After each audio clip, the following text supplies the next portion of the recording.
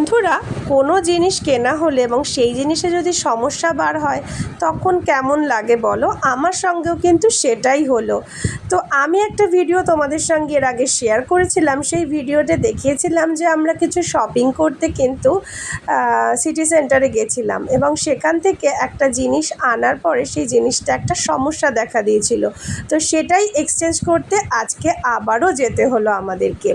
তো আমি আমার শাশুড়ি মা আর সাথে ছেলেকেও নিয়ে নিলাম। ছেলেকে গতদিন আনিনি আর আজকে ওকে রেখে যাবই বা কোথায়, সেই কারণে ওকে সঙ্গে নিতেই হলো, না হলে ওর বাবার কাছেই ওকে রেখে আসি। আর এখানে এসে দেখো আমরা একটু নিজেরা ফটো তোলাতুলি করছিলাম এখানে। আর এবার যাব ভেতরে, চলো দেখা যাক কোনটা নিলাম এটা পাল্টিয়ে বা এক্সচেঞ্জ করে। কারণ জিনিসটা আমার খুব পছন্দের ছিল, কিন্তু সমস্যা হলে তো আর কিছু করার নেই, তখন অন্যটাই নিতে হবে। তো ওই শার্টটা নিলাম। আর এখানে দেখো এত সুন্দর সুন্দর শার্টের সব কালার আর ডিজাইন আর কোয়ালিটির তো কোনো কথা হবে না। তো বেশ ভালো লাগলো, তোমাদের সঙ্গেও সেটা শেয়ার করলাম। আর আমাদের কেনাকাটি তো কমপ্লিট হয়ে গেল, এবার ফেরার পালা।